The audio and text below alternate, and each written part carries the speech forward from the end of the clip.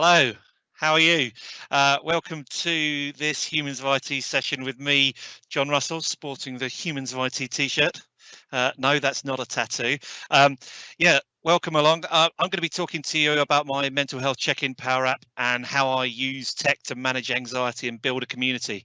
I am a Power Platform consultant at Quantic, who is a Microsoft Gold partner.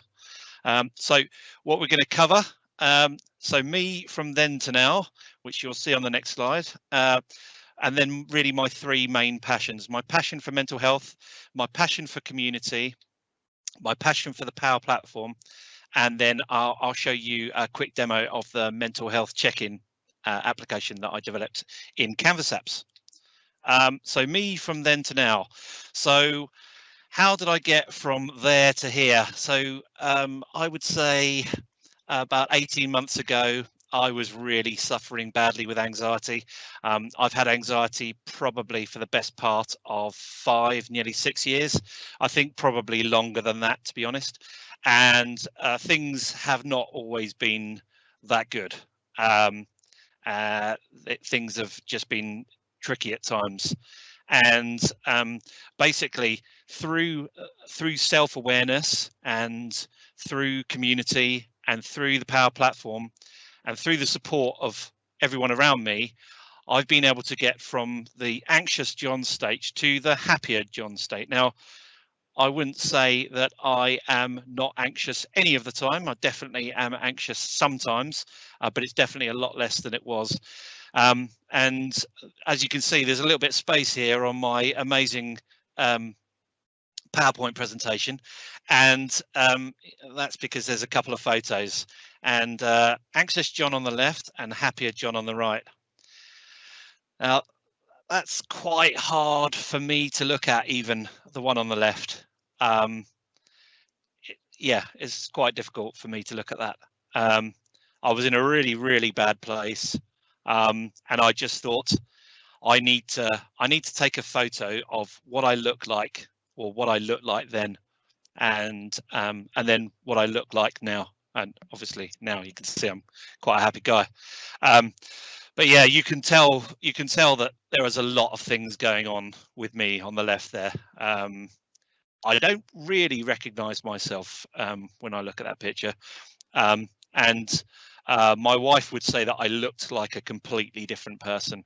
I would act completely differently. I would react completely differently. And that was really all down to anxiety. But I've got a passion for good mental health. I think it's really important. I've got first-hand experience of anxiety, like I've just explained. And about 4 years ago, I started studying counselling and understanding how to be a better listener, an active listener, and how to also spot possible triggers in myself, as well as kind of cue signs from other people that may be experiencing something similar to me. In my last job, I was lucky to get on a mental health first aid program, and that was really great. So I'm a mental health first aider, and I take that very seriously. But one thing that I'm not very good at is not so good at giving myself advice. So especially if I'm in an anxious episode, giving myself advice when I'm like that is just impossible. It's like a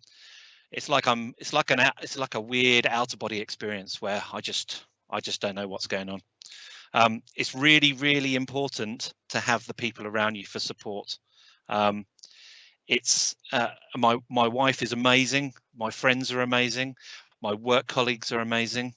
But if you are suffering from anxiety and you don't have that, you need to try and find somewhere where you can get the support from, whether that's from a counsellor. I've got a counsellor that I speak to. I haven't spoken to him in a while, actually, because things have been really good. But I did have a counsellor, and also people who do understand anxiety. It's really great to have them at your fingertips, and I call on those people quite often. It happened today. I had a bit of a wobble this morning.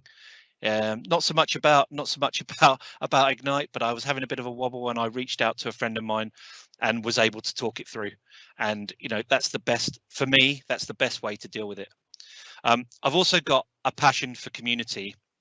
So I live in Berkhamsted in the UK, and that flattering photo on the right hand side is me and a couple of ladies, and we started a Facebook group at the start of lockdown in the UK back in March.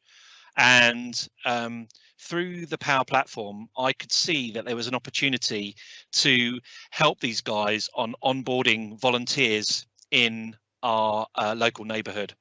So I made a SharePoint list. We got 320 streets in Berkhamsted on the SharePoint list. And then we reached out to volunteers who wanted to help, got them onboarded through a Microsoft form, and then allocate them to a street. And as the streets were covered, the Power Automate flow was able to check for another street and see which one that they could be associated with. It was a lot more than that.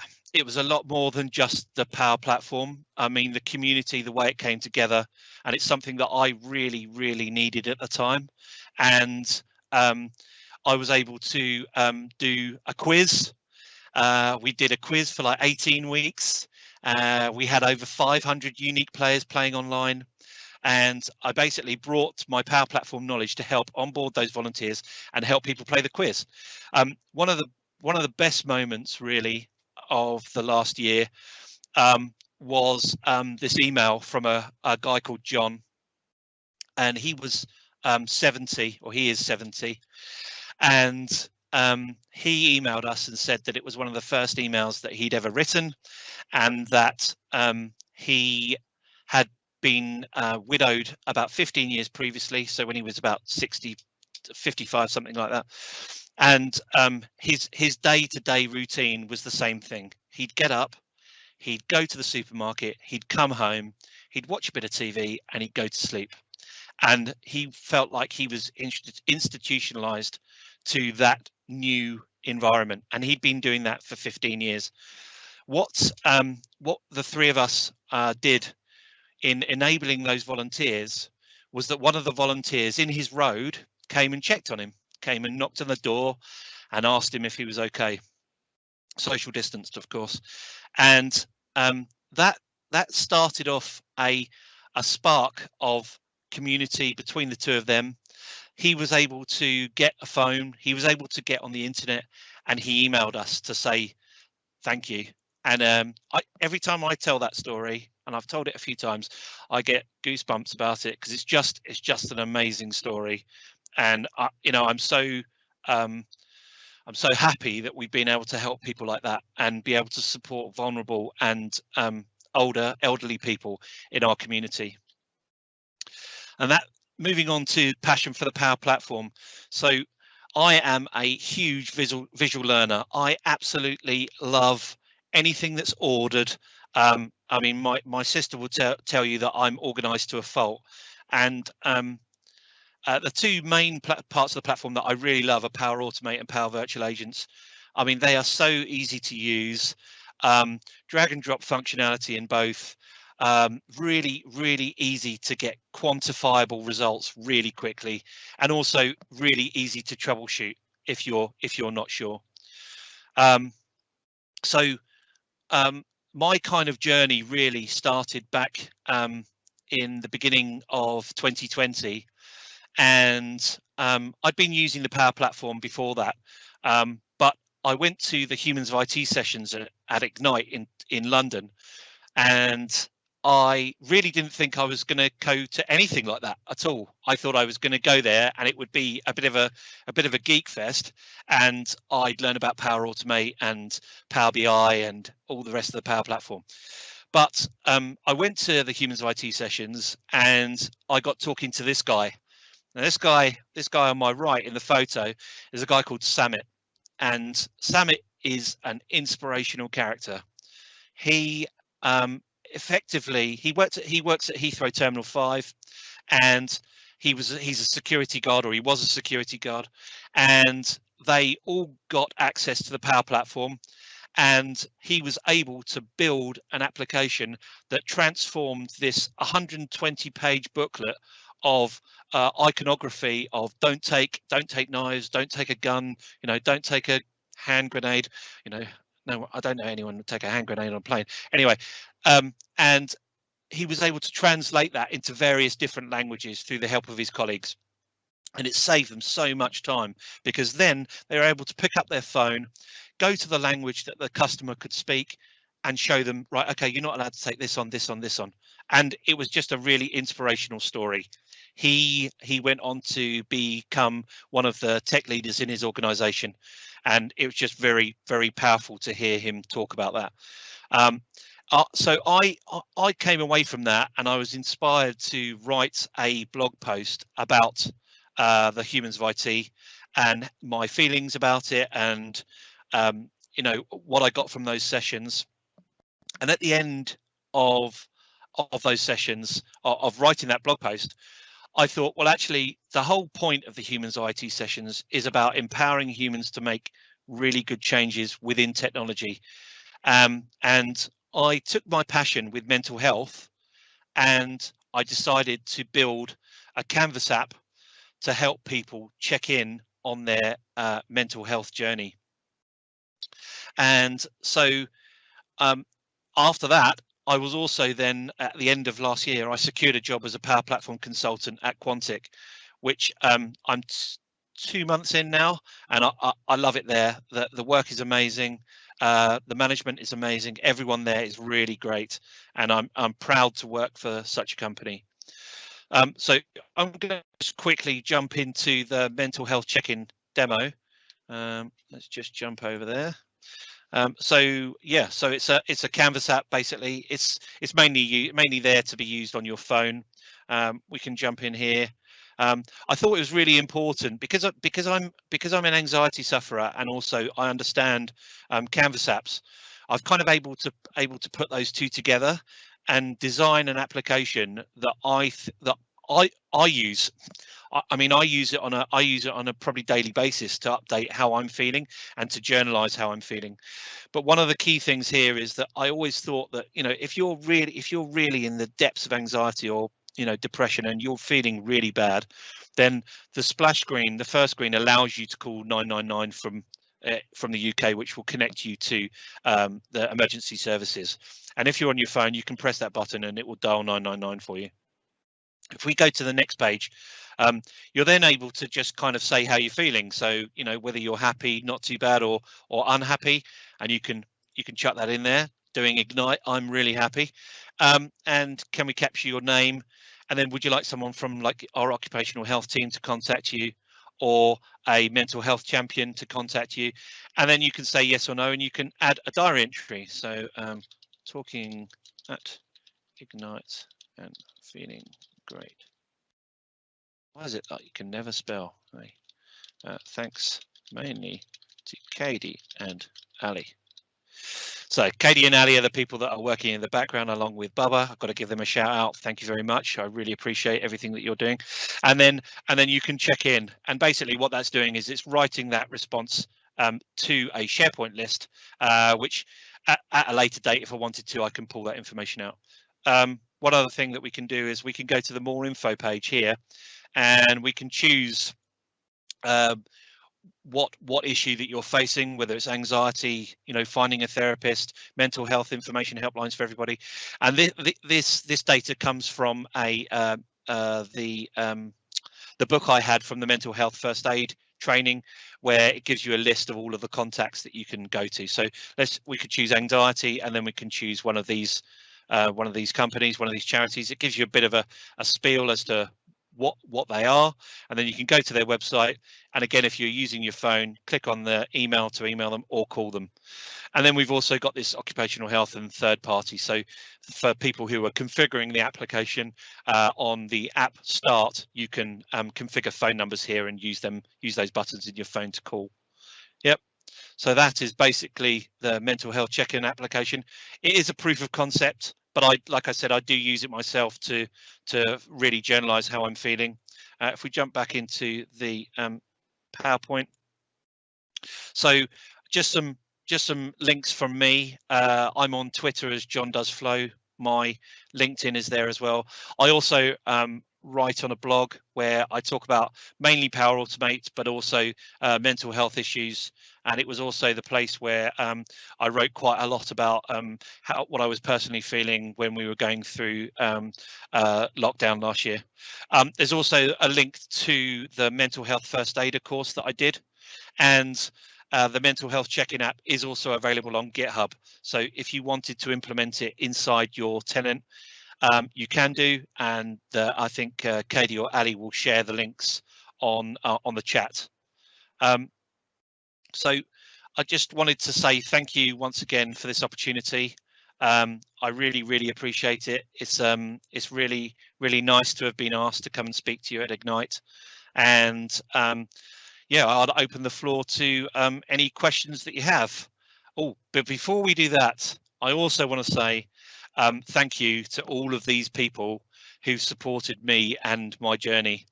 You know, it's not an exhaustive list, but I just wanted to show some love to some people who have really helped me over the last year, much more so probably than they realise. My wife being my main one, Katie, obviously, John Levesque, colleagues from my old job and colleagues from my new job, Samit, James, Hannah, Donna, Aaron, Laura, Ali, Joe, Emma, Lucia, Shona, Katie, Samit, Samir, Simon, Sharon and Carla. Obviously there are more of you, but I couldn't really fit you all on the page. But you know, thank you very much in helping me be the best version of me that I can be, and I really appreciate your time. So we'll jump over to see if there's any questions. Yes, we have a bunch of questions coming in for you, Jon. Great. And thank you so much for sharing your story. We're so happy for you. We're so happy to have you representing Humans of IT. So thank you. No problem. Thank you. First question that we got is, have you thought about incorporating CBT, cognitive behavior therapy best practices, into the app? So yes, I have thought about it, but I'm not a professional. I'm doing this from the point of view of an anxiety sufferer. So if I wanted to build out that and bring in some CBT ideas, then I think my next step would be to reach out to a practitioner to help me do that in the right way. Yep. Awesome. And then a question from Chad. He says he loves the idea of being a mental health first aider. Their organization is interested in creating more awareness and equipping leaders and employees, but they're just getting started. Do you have any tips for getting going on the right foot? Yeah, so I would really, I don't know whether or not you're in the UK or the US, but in the UK we have a mental health first aid organisation. I believe it's a government organisation, and that's where we got the training from. I would imagine there would be something similar in the US, but the training is amazing. And that's where I would go to first, because they'll be able to help you onboard mental health first aiders into your organisation. Okay, great, thanks. And then from Matt, as a non-technical person without a background in programming, how do you recommend I get started learning and using the Power Platform? That's a really good question. Well, I'm not a programmer. I've never been a programmer. You ask any one of my friends, I've always been in the middle between really technical and business process. And when the Power Platform came along, it just sits that side on the business process, the low code platform. What I would do is there's tons and tons of resources out there. People like Jon Levesque on YouTube, April Dunham, Shane, Guy in a Cube. There's loads. There's also really helpful, self-promoting here, really helpful blog post on my blog as well, which will give you links to all of those if you go and check that out. But yeah, there's tons and tons of resources. Also, if you really want to get stuck into it, I really recommend that you do the Power Platform Fundamentals course. It's on Microsoft Learn, and the course code is PL900. That's another really good place to start. Great, thank you. Let's see. Oh, a question from Lewis. What's the biggest feature you'd like to add to the mental health check-in app in the future that you think could have a big impact? Probably something around the back end.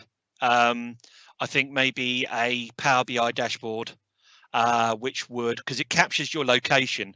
So when you start the app up, it asks you if you want to use it asks you if you want to capture your GPS coordinates, and that is stored in the SharePoint list. So if someone was having a really bad time, you could potentially use that.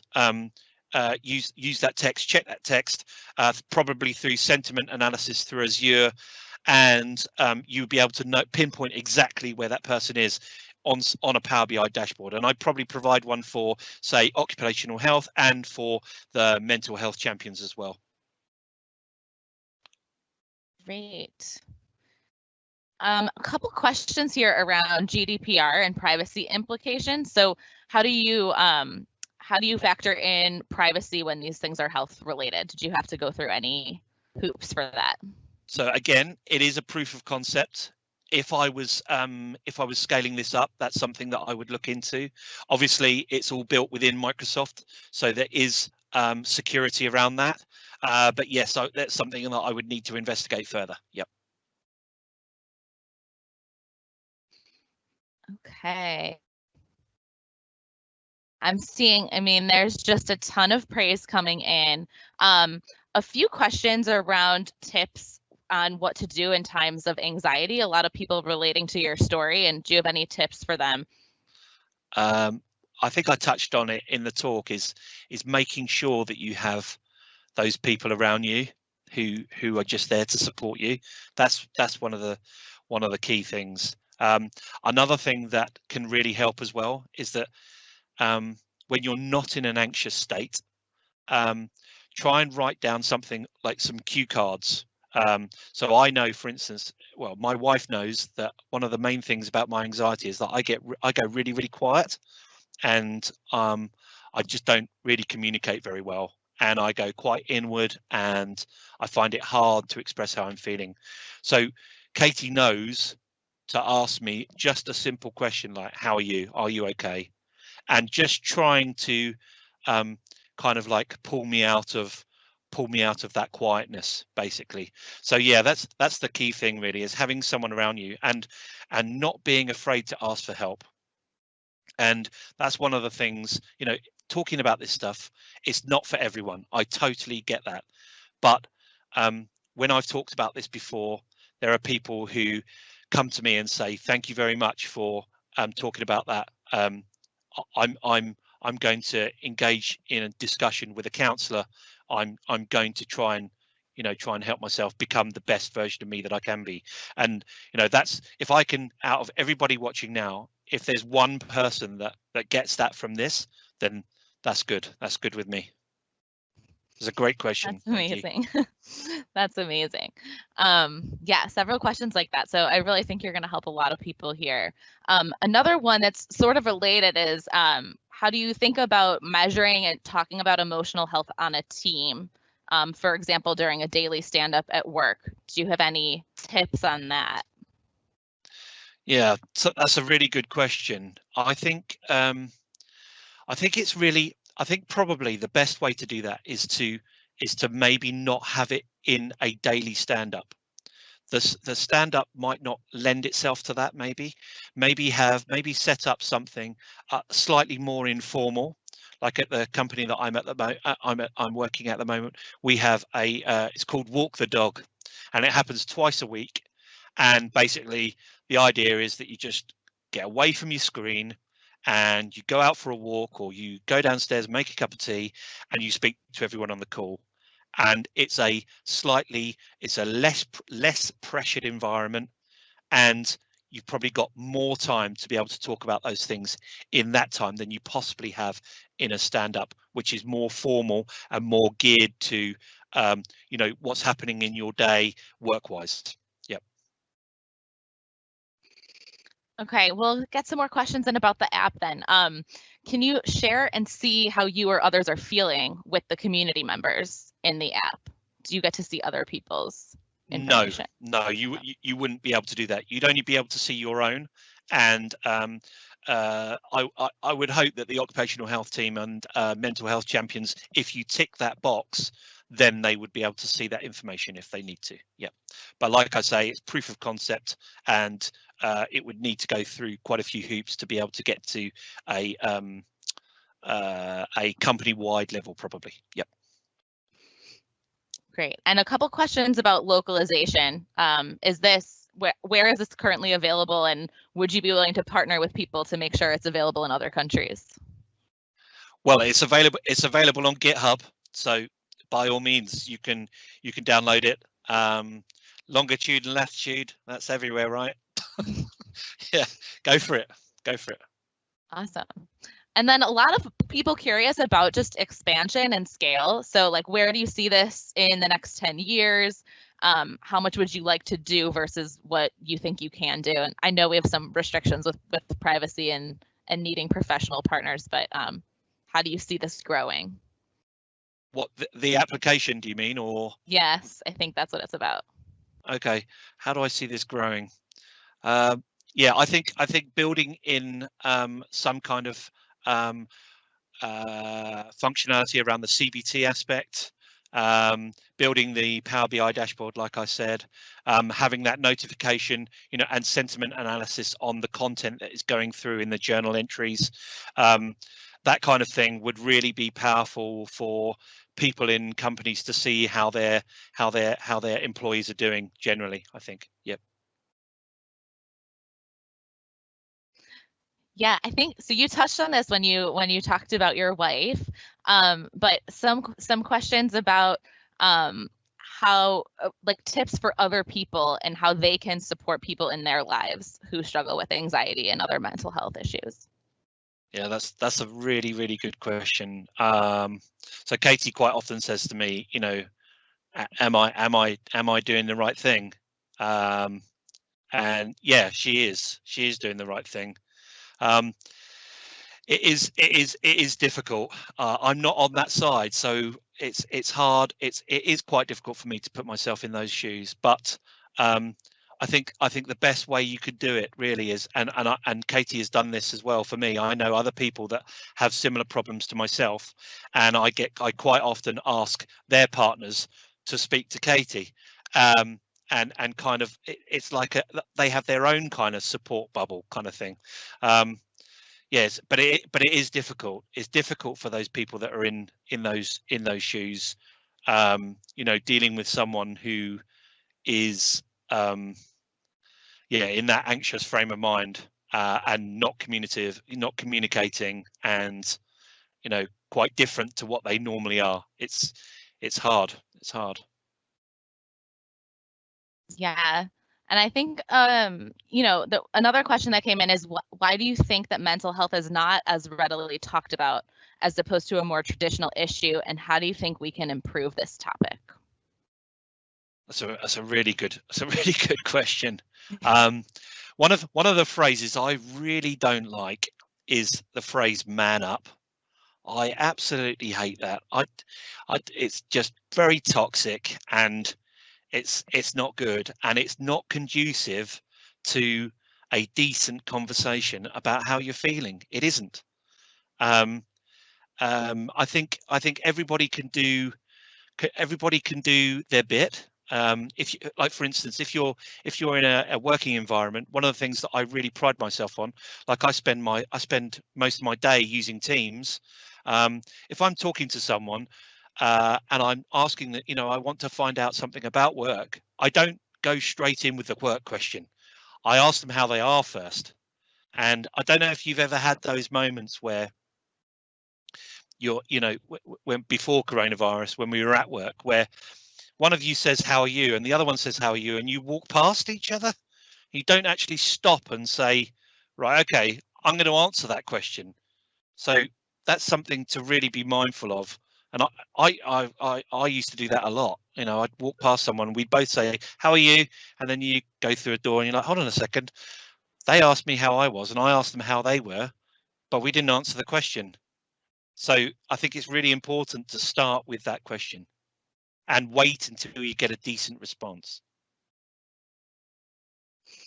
Yeah, I think your insights are great here. There's a lot of other questions kind of along the same lines, and like how do you get people to open up about these things, and how can you create more of a culture of openness and vulnerability, I think, at work and at home. Yeah, I mean, it is hard. It is hard to be able to do that. I think that HR, and if you've got an occupational health team, I think now is the time to really engage with those people. In my last job, we had more mental health first aiders than we had first aiders, and they're a construction company. And I think I think there's starting to be a bit of a turning point in the support that's available, the quality of the support that's available, and people are starting to open up and face these things head on. And if I can do it, anyone can do it. I really mean that. I hope this maybe empowers some of you to reach out and talk about it. And also, you can go to my blog, you can contact me on there. I'm always there to listen as well. Thank you so much. And we are just about at time. So I'll let you close it out. But thank you so much, Jon. Thank you to everyone who joined us. Okay. Thank you very much, everyone, for coming. I hope you have a great rest of your time at Ignite. There are lots and lots of great sessions. Humans of IT for the win, though.